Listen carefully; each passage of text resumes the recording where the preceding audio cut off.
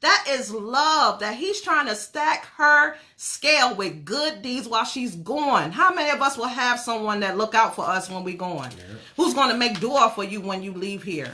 One of us is going to leave out of here. Are you going to look out for your spouse or that other person or your child? Anything? Are you going to look out for that person? How about somebody has a debt? You know, in Islam, you still owe that debt whether you die or not. Who's going to step in your place and pay your debt for you while you're gone? We always worry about the now, here, and all that stuff. I'm worried about the hereafter. When I'm going, what's going to happen? Is my children going to pray for me? Are they going to be upright Muslims? There's so much that we should be concerned with, and not who got the biggest booty and stuff. Okay? Is it permissible to not want to be part of polygyny? People will tell you you are deficient in your faith if you do not want to participate in it. The average woman doesn't want to participate in it.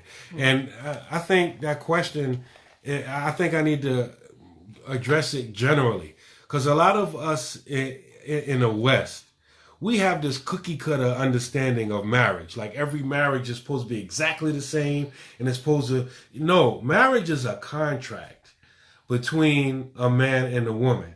And no two people's contract should look exactly the same. And when I say contract, I'm not saying that it's written on paper, even though it can be, but it's written on paper and stuff like that. I'm not talking about that.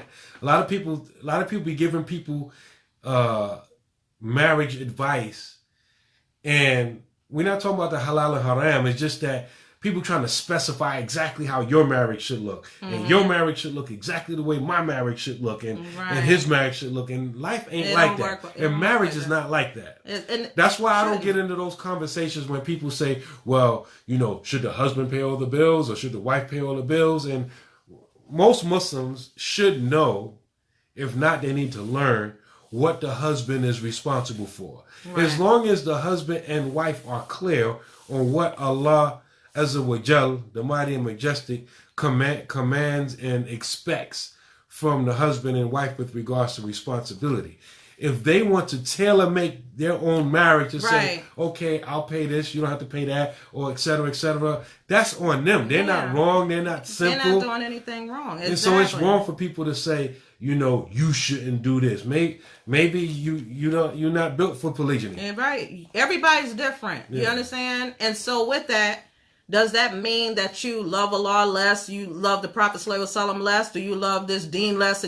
No, that does mean your level, because everybody's not on the same level, and there's nothing wrong to have your feelings. Yeah. As we already stated, Aisha was jealous. We look at, oh, I'm never jealous. That's not in my vocabulary. That's not even in my psyche. You are a liar. The most jealous one. You are a liar, and you're only lying to yourself.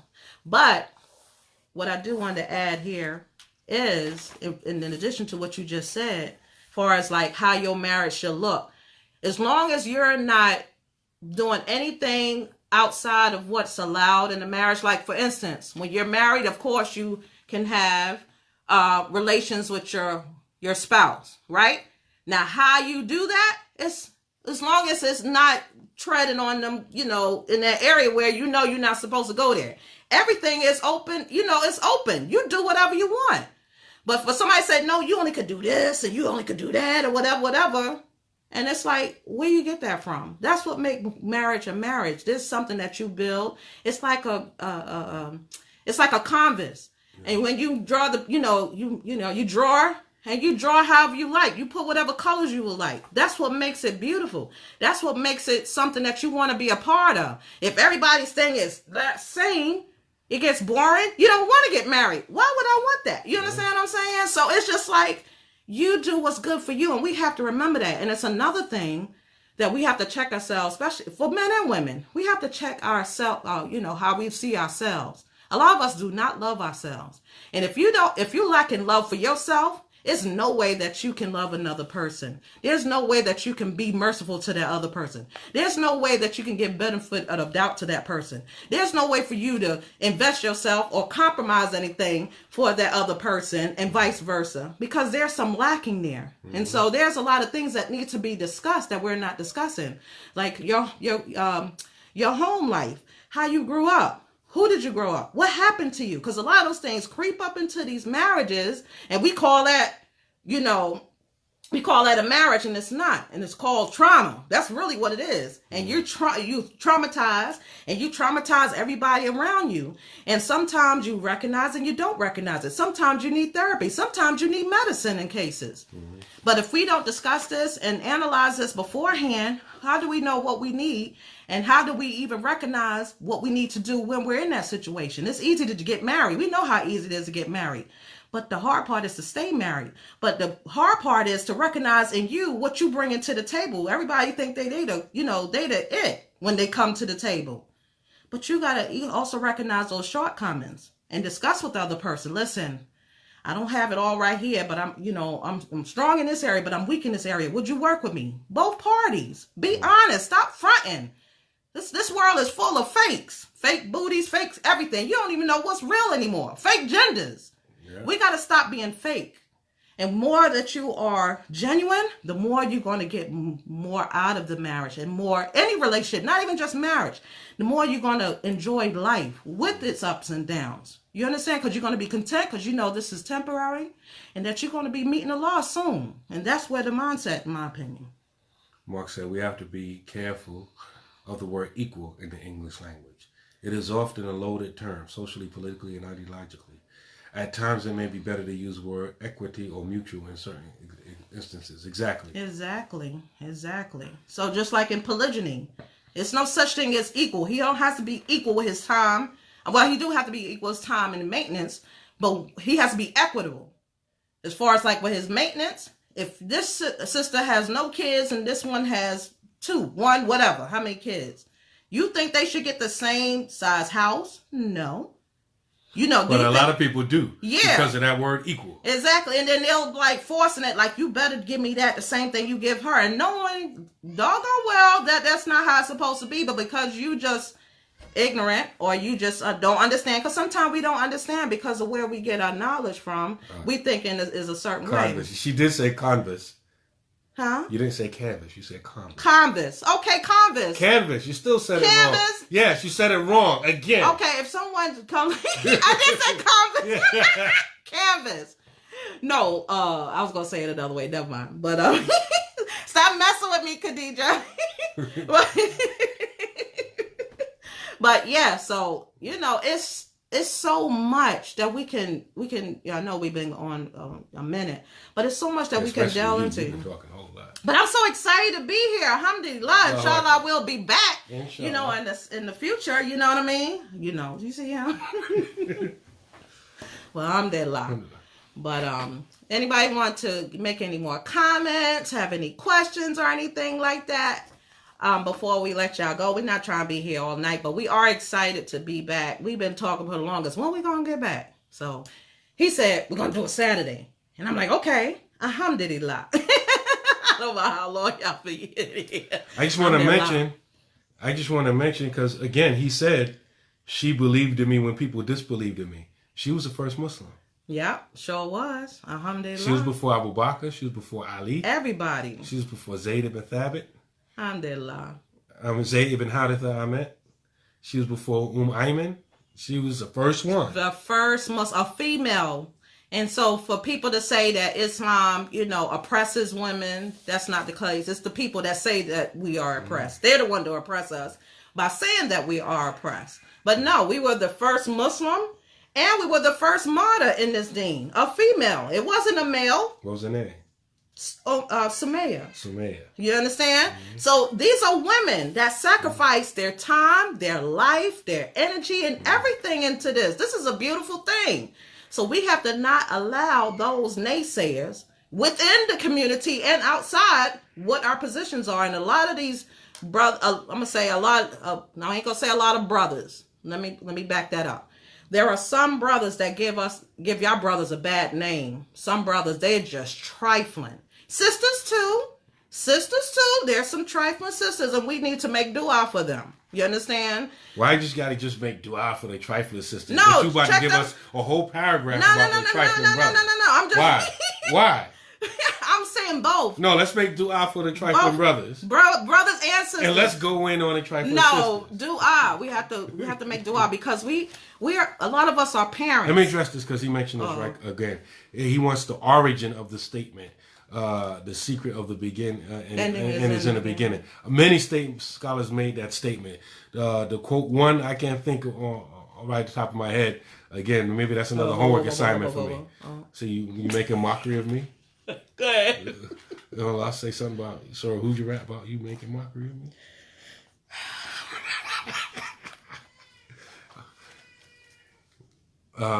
Go ahead. You was about to say something before I read that one. I forgot. Oh, I know what I want to mention. Mm-hmm. Just things, just to show you how you when you start out, you don't know everything.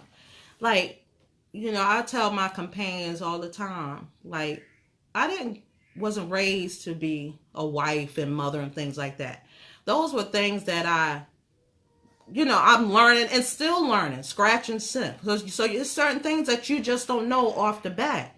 You learn as you grow. And so when you realize certain things, it's like, okay, oh, I understand this now, what have you. And I think a lot of times you can't give what you don't possess. You understand? One who doesn't have a thing can't give it. You can't give it. It's an old Arabic proverb. Oh, I know what I was about to say. A lot of us are parents or have, dependents, and they're growing up. Soon they're going to be of age of marriage. Who are we going to marry these children to? We have to seriously get back to community thinking and be more active, because that's the only way that's going to just, to save them. That's one of the many downfalls of this selfish thinking that a lot of us are involved in. We got all types of justifications why we stay away from a community or the community, and we just doing our own thing. And then when your children start to get older and they don't have a social structure to plug into, and they plugging into all of the wrong things outside of the Muslim community, we wonder why. Part of the problem is because too many people think like you. Exactly. Doing your own thing until it's too late. Or something happened, then you want to go back to the masjid and try to, to clear it up. You know what I mean? And that could have been avoided. Things happen, but if you were attached to the masjid and to the community, everybody knows everybody. Everybody knows each other's shortcomings and what have you. Especially with young people, you can mold them. You know what I mean? Because you are there to support them. So I don't know how this can happen. I didn't mention this to you, but I was thinking about it. Somehow, because right now we're in the age of social media, and we can't deny that whatsoever. It's no more face-to-face, interaction unless you go traveling somewhere. But somehow we as parents and those that have dependents, whoever that you're raising, somehow we got to get together and be like, listen, I have a daughter, I have a son, they're trying to do this, they're looking to get married.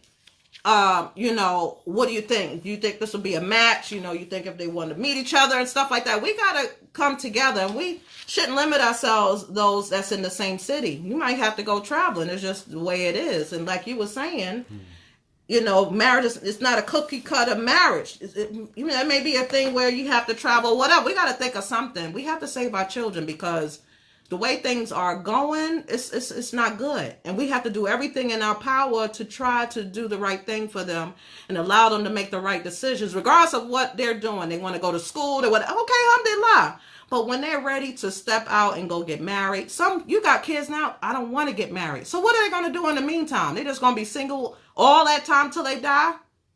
Nope. Listen, okay, no, that's not healthy. That's not natural.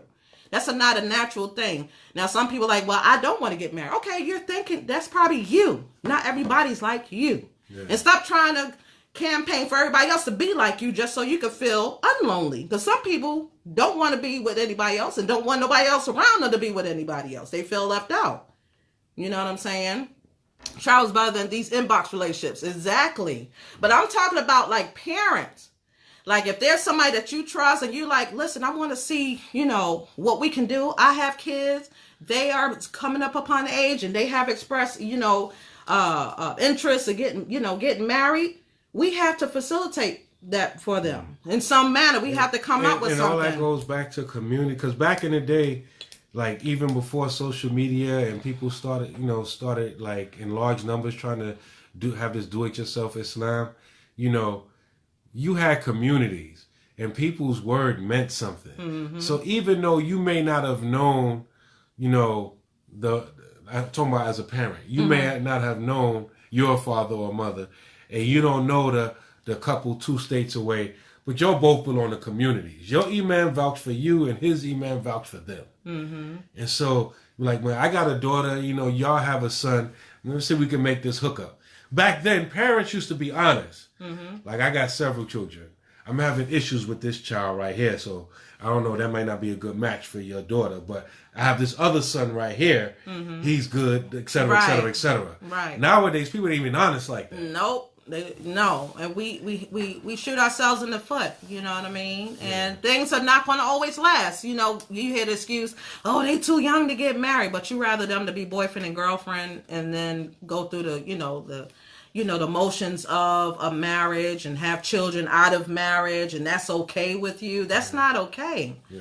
No, we're trying to preserve them in this life and the hereafter. We have to think about that. It's not just about now, it's the hereafter. Because if they're of age, they have to answer for what they do, and you may be held accountable for that decision that they make. You know what I mean? You didn't, take the proper precautions. But that's whatever's in your power, whatever you're able to do. And no one's perfect. Nobody. I'm just saying this is like the ideal thing, and just something for us to think about, because it's real. I want to mention another thing that the Prophet Sallallahu Alaihi Wasallam said about Khadijah in this statement. I'm just emphasizing, we done read it a few times already. He said, she confirmed the truth I came with when the people rejected me.